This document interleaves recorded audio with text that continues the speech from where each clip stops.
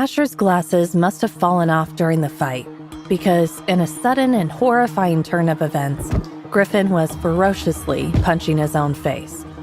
Everyone froze, staring in shock and disbelief. It was then that Violet realized Asher had somehow hypnotized him into doing it. But before things could get any crazier, Roman stepped in, putting himself between the two alphas. Even from where she stood, Violet could hear his commanding voice. "Let go of him, Asher! This has gotta stop!" Asher's response was anything but calming. He bared his bloody teeth, a crazed grin stretching across his bruised and battered face. Violet felt a sick twist in her gut. She recognized that look. Asher didn't want this to end. He wanted things to escalate. Chaos was his thing. He thrived on it. The dude was straight up insane. Her attention shifted back to Griffin, who was desperately trying to grab his punching hand with his other hand, fighting to stop the self-inflicted beating. The struggle was clear in his eyes, his face twisted with the effort of holding back his strength. But no matter how hard he tried, the hand kept rising, inching closer and closer to his face again. Asher's power was mind control. He could mess with his opponent's brain, controlling their movements. He was making Griffin hurt himself, manipulating him like a puppet. But Griffin was a cardinal alpha, his will and strength unmatched by most. Violet couldn't help but wonder if he was strong enough to resist Asher's powers. That wasn't the only freaky thing happening. Violet's eyes widened as she saw Griffin's body start to swell, his muscles growing as he got bigger. It shouldn't have been possible, but nothing was impossible with the Cardinal Alphas. She wasn't the only one who noticed. Beside her, Dion sucked in a sharp breath. "Ooh, dang, this is bad." Violet's heart pounded. "What's happening?" Dion's voice was serious. "Griffin's main power is super strength, but it also lets him go berserk.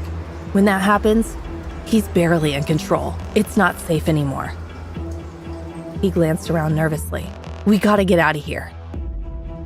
Violet had no idea what berserk meant, but something told her she didn't want to stick around to find out. Dion wasn't the only one having that thought. Coach Jones, who had been so calm a minute ago, now looked panicked. He started yelling at the students, his voice booming with urgency.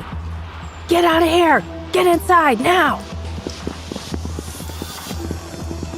The students must have gotten the message because everyone started running like crazy, werewolves included. Only a few hung back, keeping what they thought was a safe distance. None of the regular kids stayed behind, not when their lives were on the line. Violet stopped dead when a ferocious roar ripped through the air, shaking the ground beneath her feet. A shiver ran down her spine as birds flew out of the trees, scared by the obvious danger. Violet turned, and the sight in front of her made her gasp. She saw Griffin, or what was left of him. Griffin Hale was now a monstrous, towering figure, over 7 feet tall. Violet could only stare as her eyes swept over the impossibly huge muscles bulging across his body.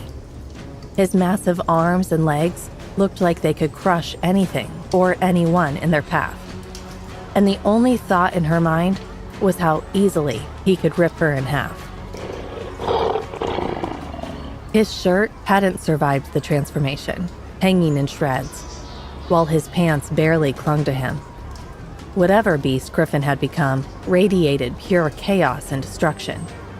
Yet Violet couldn't stop a brief flicker of awe.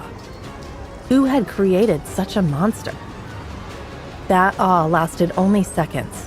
Griffin let out another deafening roar, like rolling thunder, and then he charged. His target was clear, Roman and Asher, who stood frozen, like deer caught in headlights. Violet wanted to yell a warning, to tell Asher to run, but Griffin was too fast. He charged like a raging bull, unstoppable and furious. Yet Asher stood his ground, that crazy glint in his eyes, like he had a plan to stop Griffin, despite being outmatched. Roman stepped in front of Asher, ready to fight, but his brain didn't last long. One powerful punch from Griffin sent Roman flying through the air, so far that Violet was sure he was dead. But to her shock, Roman changed midair. What landed on the ground and its feet wasn't a man. It was a massive, impossibly green yeti, almost as big as Griffin. The creature let out a ferocious roar of its own, a defiant signal that it was still alive. Violet was frozen, totally speechless. What in the world was she seeing? This wasn't a school. It was a crazy circus. Roman, turning into a yeti, had distracted the monster for a second. Griffin turned back to Asher, who was now unguarded.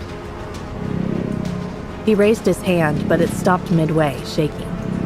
Asher had completely hypnotized him again, using his power to take back control. For a second, it looked like Asher had won. But then, shocking everyone, Griffin fought off the hypnosis and punched Asher right in the face, sending him flying.